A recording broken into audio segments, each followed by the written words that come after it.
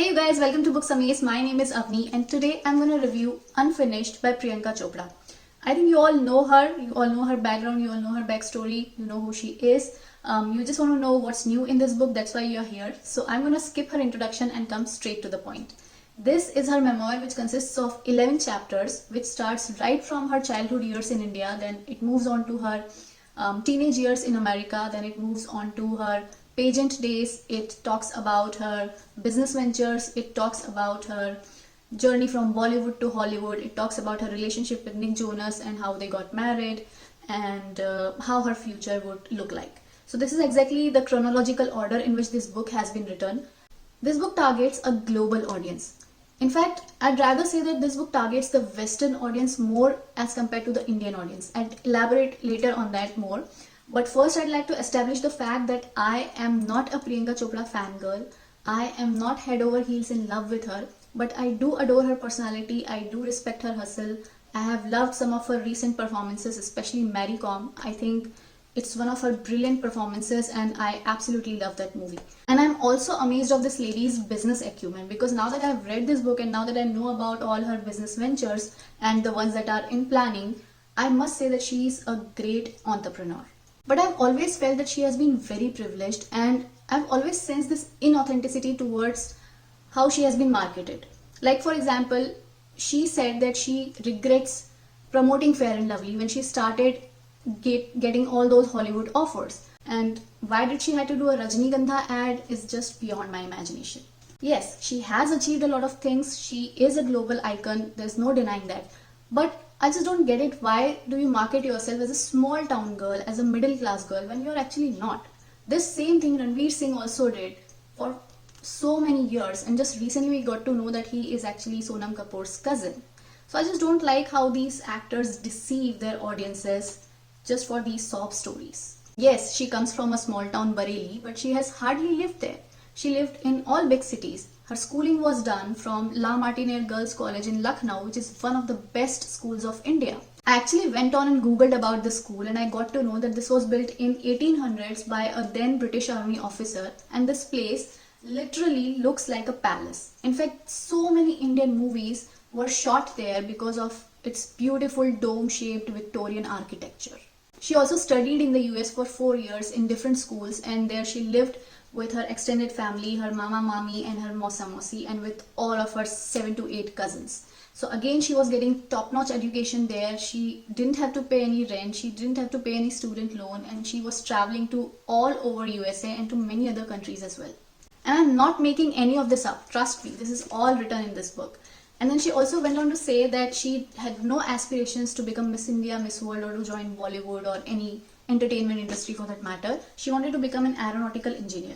But apparently she had also done some modeling photo shoots, and those were the pictures that her mother and her brother sent to Miss India pageant or whatever, and they actually called her back saying that you have been selected. Now who gets her modeling photo shoots done when you want to become an aeronautical engineer that bad? And she also participated and actually won a local pageant competition in her Bareilly club, which was apparently a very elite club. So clearly you had an inkling for fame, you had an inkling to be in front of camera. Not that there's anything wrong with it, but then do acknowledge this. Call a spade a spade.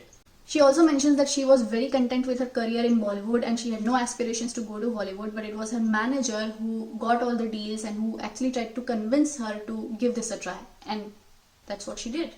See, I'm not hating Priyanka Chopra here. I really admire her. I think whatever she has achieved so early in her life is not everybody's cup of tea.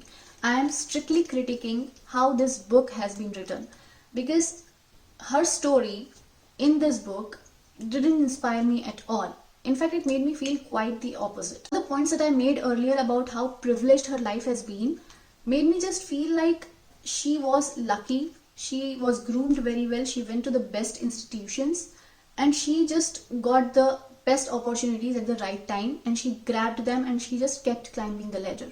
Many people don't even get these kind of opportunities, who actually want to get these kind of opportunities and who actually come from small town. So my point here is that you don't have to make every story a sob story. I would have actually liked her more, or I would have liked this book much more if she would have acknowledged the fact that she had a privileged life, had been lucky, rather than marketing this rags to riches and breaking the glass ceiling sort of stories. Also, there was hardly a new piece of information or an anecdote in this book. If you have watched her interviews, you'd find that almost 80% of the things are exactly the same in this book as she says in her interviews. There was just this one chapter called Grief, which was all about how she dealt with her life, with herself, when her father passed away. It was the only chapter which made me a tad bit emotional and which made me feel like, okay, she has opened up a little bit and she's showing me her vulnerable side. But other than that chapter, I didn't feel like I was reading something new that was not already in the public domain. Another thing that I didn't like about the writing style of this book was that at a lot of places she tries too hard to sound woke or relatable by using hashtags at the end of certain paragraphs, which was not at all necessary. So it felt like she was trying too hard to sound funny or sarcastic. See, there's a difference between right talk and real talk, and this book is all about right talk.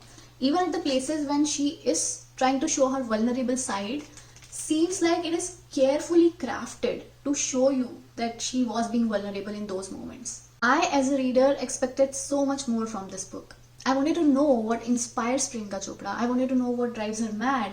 I wanted to know how she takes her business decisions. I wanted to know what makes her a go-getter. I wanted to know how she preps for a new role, how she gets into the skin of a character. But all I got to know through this book was just surface level information. And it felt like she was just glossing over her life experiences, and that too carefully choosing where to become vulnerable and where not to. So overall this book lacked depth for me. But it's not like that I entirely disliked this book. I liked some parts as well. For example, I liked the bit where she talked about her childhood. I liked how her parents always pushed her to become independent, to have her own mind, to take her own decisions, to give her best in all sorts of situations. I also like the part where she described how she met Nick Jonas and their whole love story was very dreamy, cute, romantic sort of story. So yeah, if you are a Priyanka Chopra fanboy or a fangirl, I think you'll definitely like this book. There are a lot of pictures also throughout the book. So you can give it a try. You can also listen to the audiobook which she has herself narrated. It's just that I, as a reader, was a little disappointed with the book because her actions lacked conviction for me. This book lacked depth for me and felt more of a PR stunt than her own personal life story. So these were my thoughts and my honest review about her book Unfinished. I hope you'd like this video, and if you did, don't forget to give it a thumbs up and do subscribe to my channel for more such bookish content. And do let me know in the comment section below what are your thoughts about this book. Are you gonna read it or are you gonna skip it? I'll see you soon in another video. Till then, you guys take care of yourself. Keep reading, keep smiling.